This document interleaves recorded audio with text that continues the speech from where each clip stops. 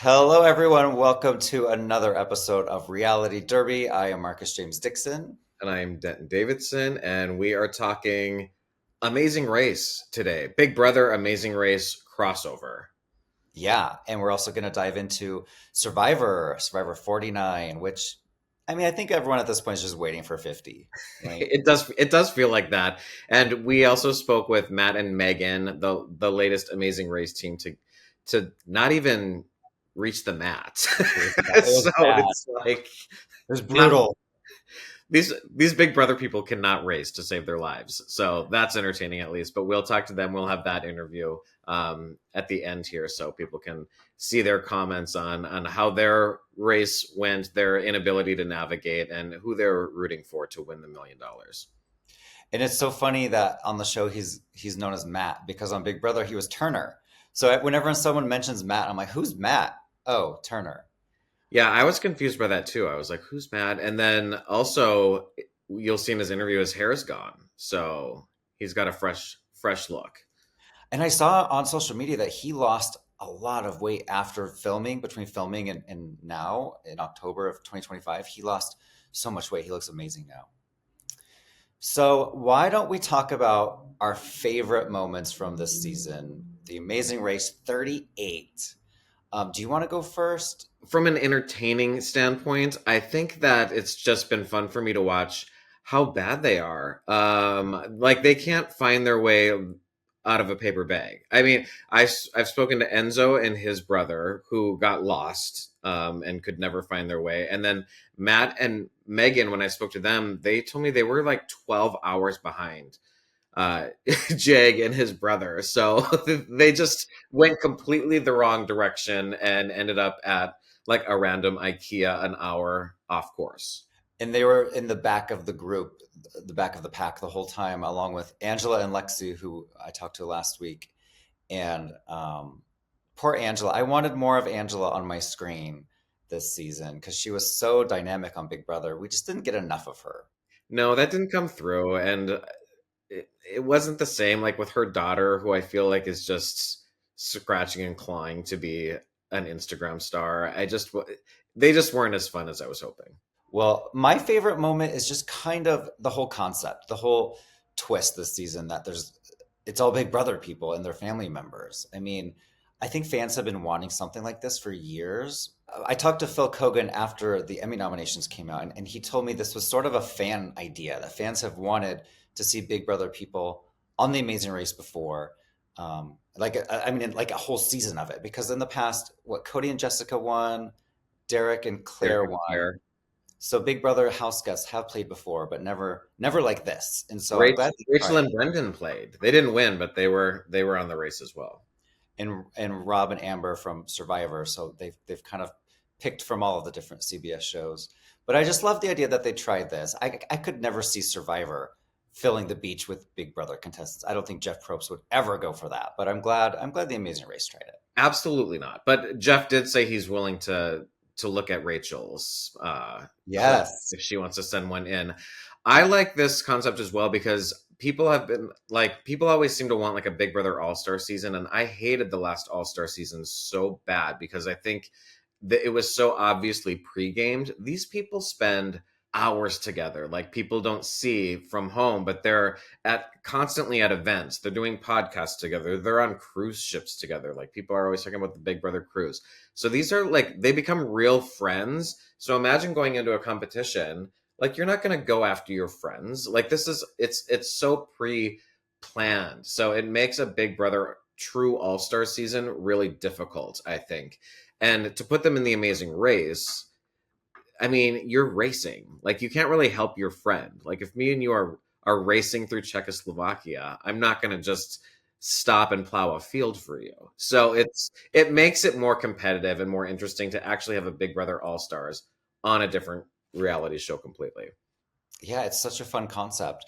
Do you have a least favorite moment from this season? Because I think I have two. I guess it's not something I hate, but I find it interesting that I think the Big Brother players are trying to make this more strategic than it is. It's like they're dying for some strategy that doesn't exist.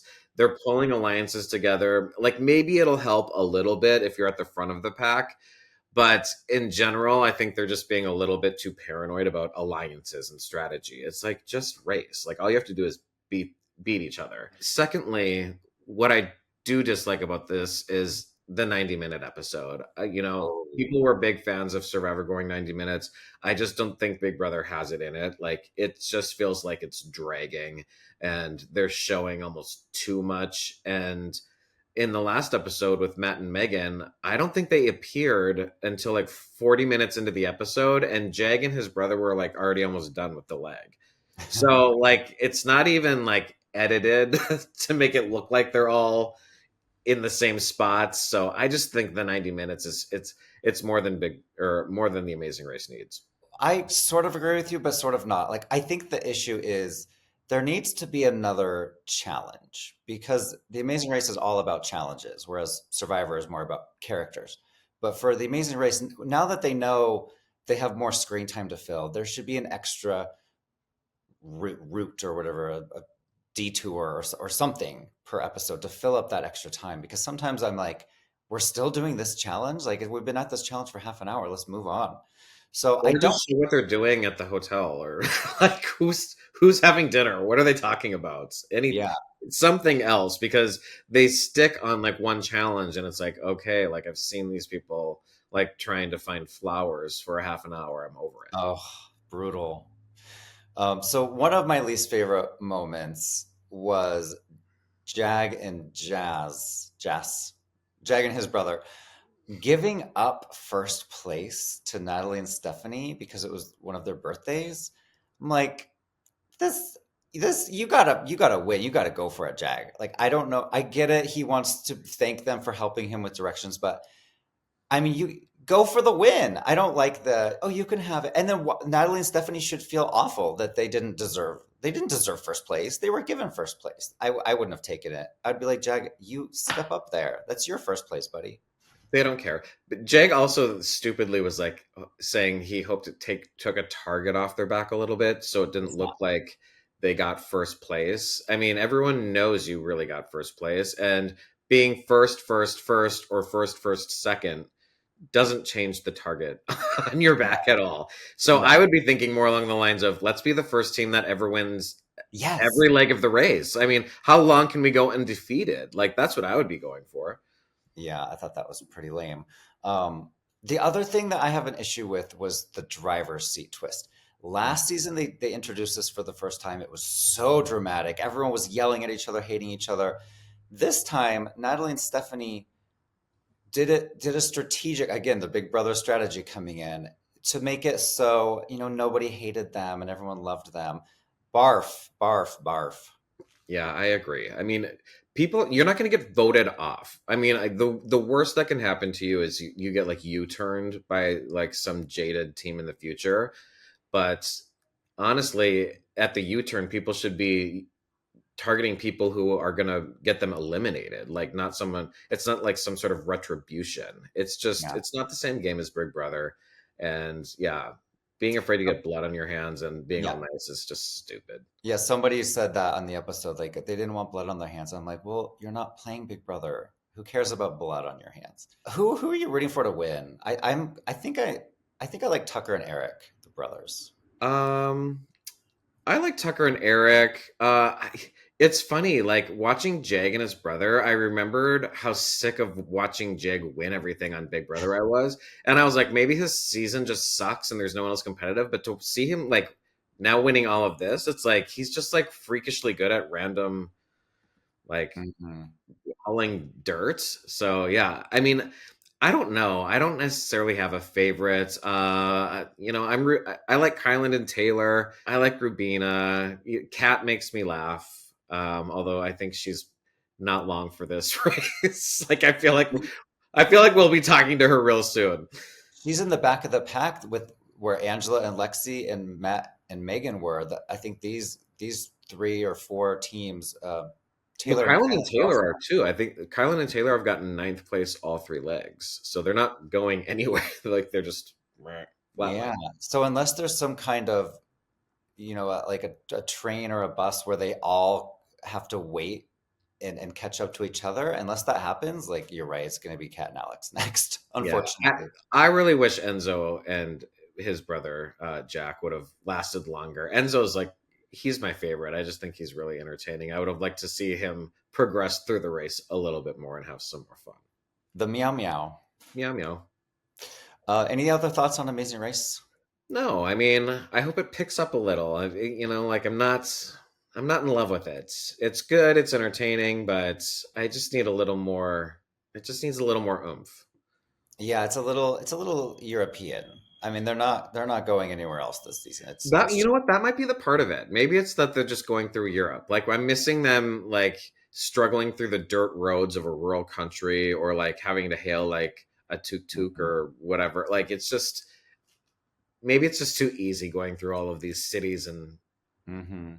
hopping on trains. Well, let us move over to Survivor 49, which is the hors d'oeuvre before the entree of 50 comes around. We've had three vote outs and one medical evacuation, and they were all from the Blue Kele tribe. Kele. I'm sorry, I don't know how to pronounce these Fijian terms. What do you like about the season so far?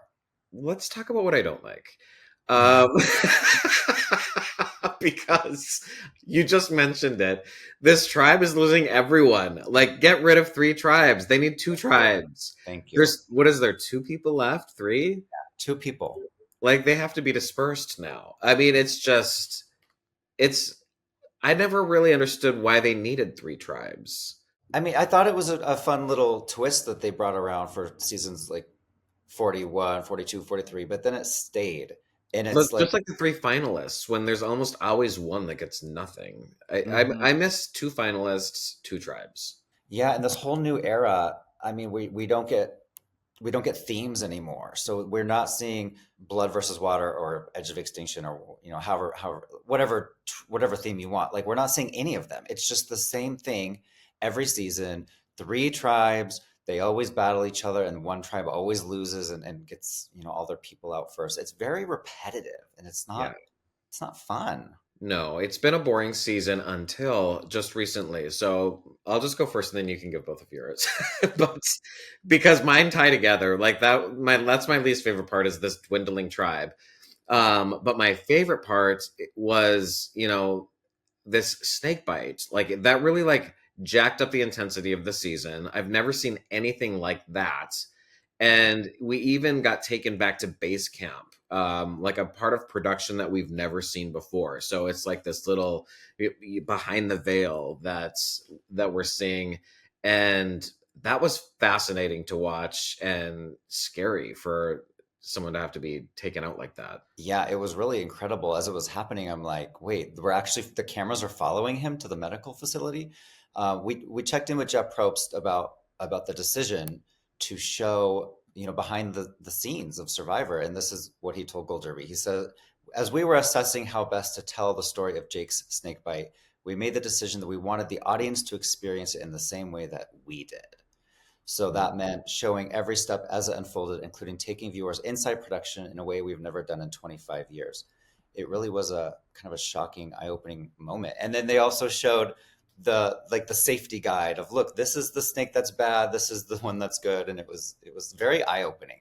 Yeah, it was a different kind of medical evacuation. And Hmm. it's fun to see like organic things like that happen because we used to like to there's a lot of things that have changed in Survivor, and some of it's better and some of it's not as interesting. But I mean, we used to see them starving and they would lose like 30 pounds, and now it's like they're getting steak every other day in a reward challenge, and it's like one person's hungry and pissed.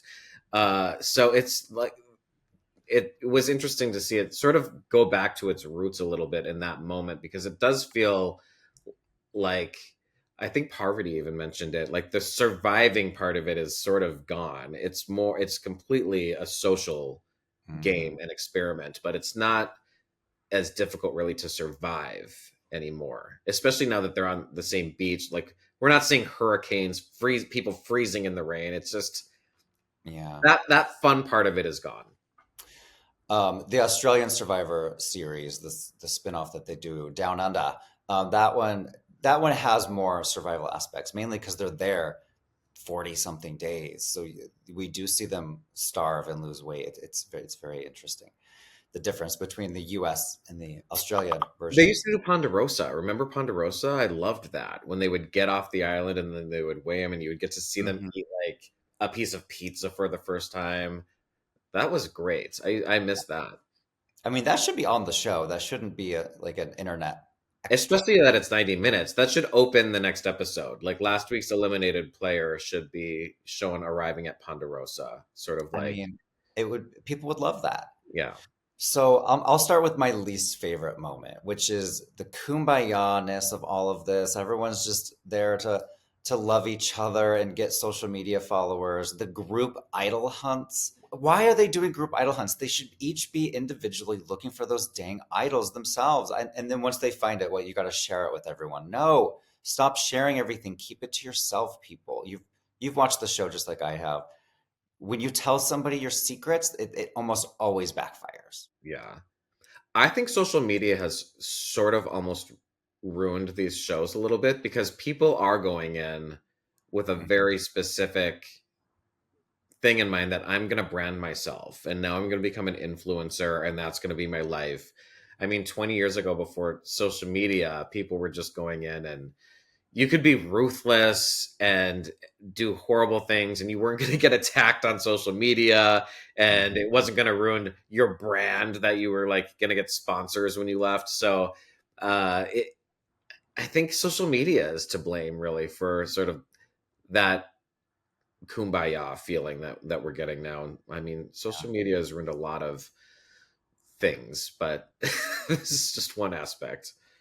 I mean, yeah, we used to see fights all the time on Survivor and on Big Brother too. And we just don't really see them anymore because Oh, they would everyone's go just, after each other, yeah. swearing, calling each other names, and now it's all And you people saw are. that when Rachel came back to Big Brother, she was being an instigator and being like an old school player, and people online did not like it. No, They and called her a the bully. people in the house. I mean, they were crying constantly. Like they all need therapy. It's just it's outrageous. They all need therapy. Put that on the billboard. Okay, so my favorite moment, I want to end on a positive. Riz God, Rizzo, a super lovable character on this show to watch. In episode one, he literally cheats. He can't do puzzles to save his life. He totally runs over, copies someone's puzzle, and then maneuvers it, and he ends up winning the challenge. Did you ever watch season one of Deal or No Deal Island? Because Rob Mariano did something similar where he cheated and copied a puzzle. He got disqualified for cheating. But on Survivor, we love it. We love the cheating, more cheating. I love a And cheater. people online were mixed on this. Some people hated that he cheated and said that you shouldn't be allowed to do that. And other people, like old school fans like me, were like, where has this been? We need more of this type of strategy on the show. If you can't do a We puzzle, need find a way to do it. cheating villains, someone with a little bit of attitude and and snark, and who's.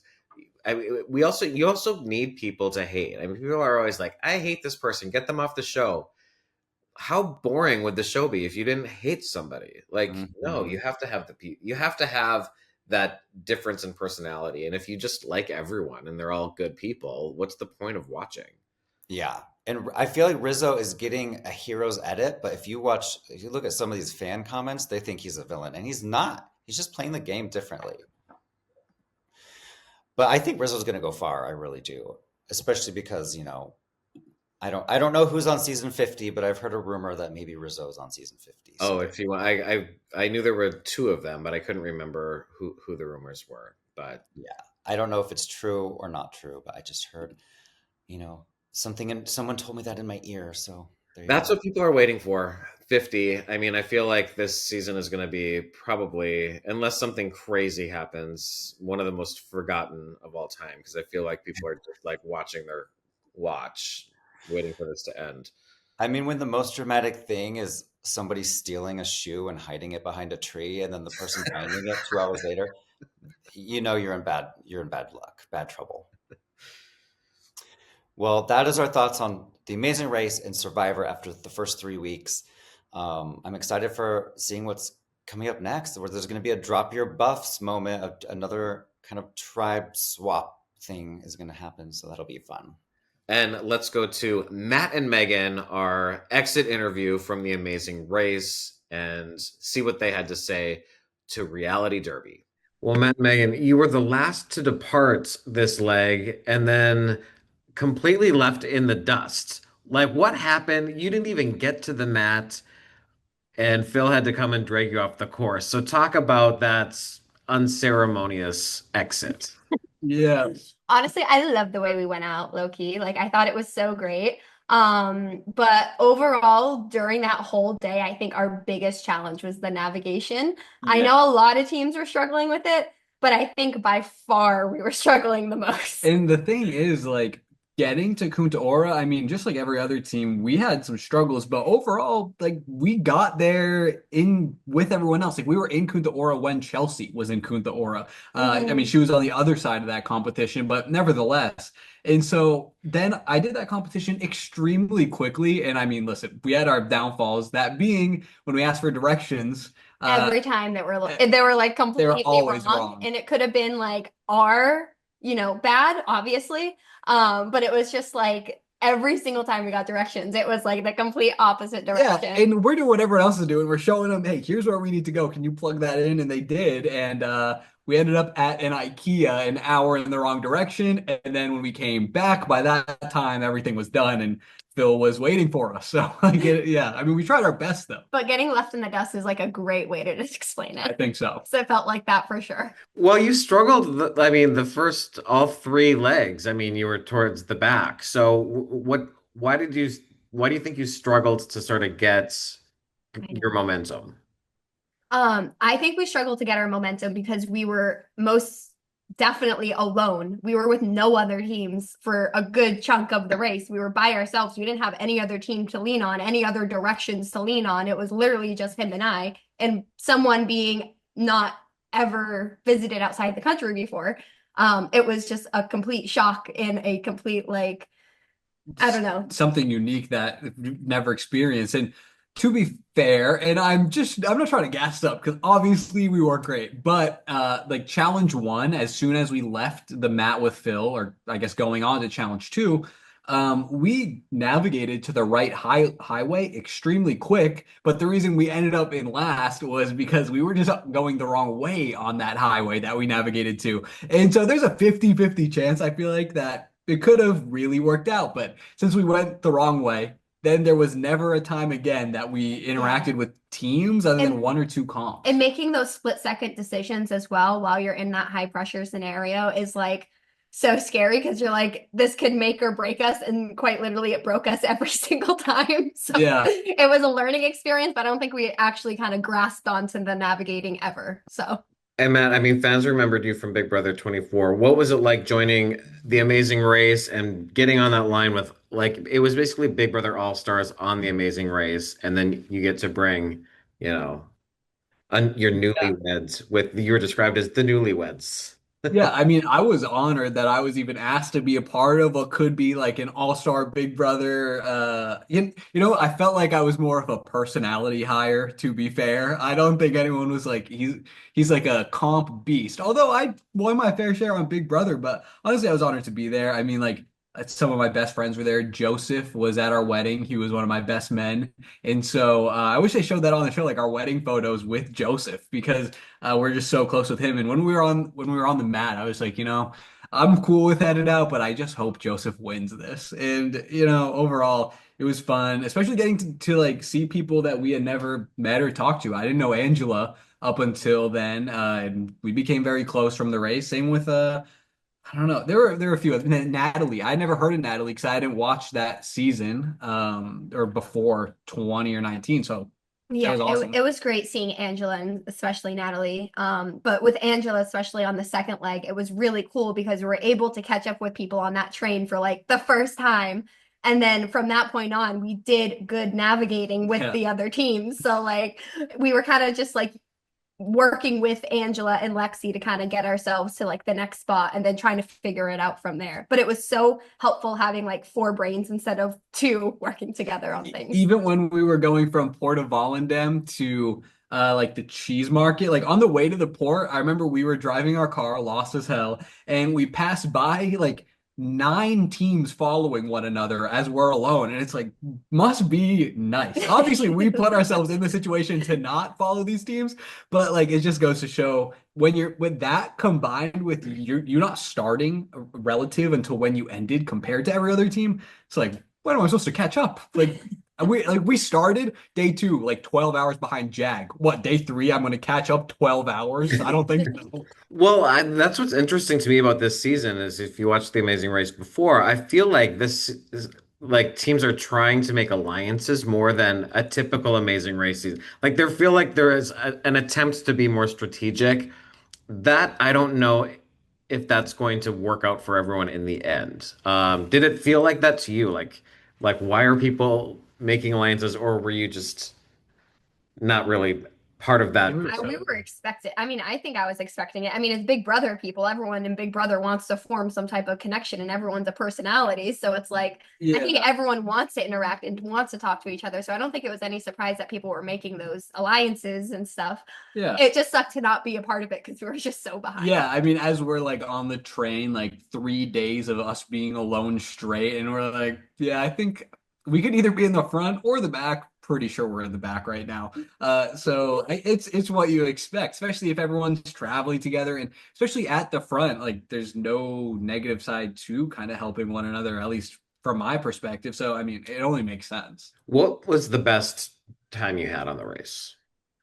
Oh my God. What was the best time we had on the race? I honestly think the whole time was the best time. Like I we had loved all so of much it. fun. I really did love like memorizing all the different crests on the back of the chairs on leg 2 in Prague. That was a lot of fun. I liked working with like the crowd and like interacting with people and like seeing the culture. I don't know. That was like one really cool thing for me. Yeah, and then just like the competitions, they're so much different than Big Brother, like as opposed to hanging out in a backyard and doing a carnival game, experiencing different cultures. It was just so unique. So, I mean, the one that I remember the most was obviously the flower competition. I was there for over 5 hours when like Christine took 15 minutes. And if anyone doesn't know, I'm colorblind. And so trying to see colors without even light, I don't know how I did it still. It was impossible. It was like the hardest thing I've ever done. But just being able to have done it and not went out on that leg That was because of that, insane. I mean, I'm very proud of that personally.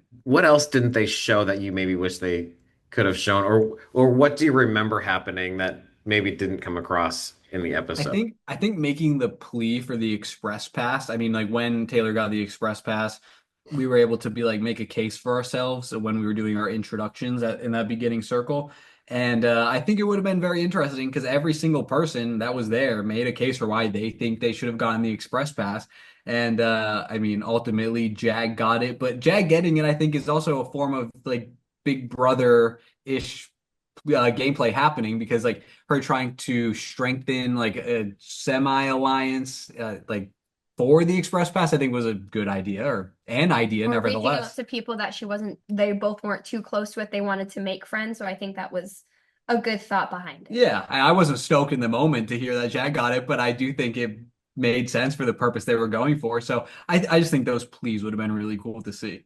And that's not the greatest team to give it to necessarily. I mean, Jag and his brother have won every leg except for this one, which they gave away. Like we see in the race, they gave it to Natalie, like as a birthday gift or whatever, as a way to not Yeah. look at a threat. Was there anything like that that you found out watching the show that you didn't know as it was happening, or do you guys That's a kind of like get together at night and kind of hash things out? Like what is it like off camera?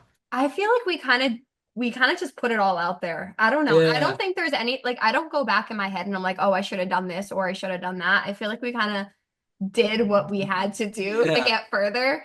I don't think I regret anything. Yeah, and that's the thing with Big Brother for me. Like, could we have done different things to made it so we were better in the end? Like, could I have? Okay, well, to be fair, speaking on that, I finished that like beer competition in episode 3 before Alex did, but for the life of me, I didn't know where the guy checking the bottles was.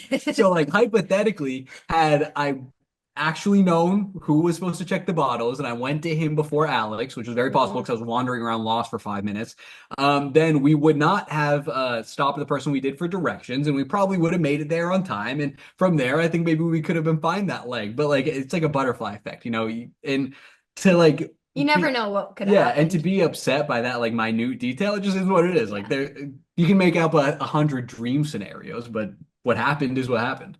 You're cheering for Joseph, obviously, and no Yes. spoilers, of course. But is it safe to say that's the team when you left? That was the team you were rooting for most?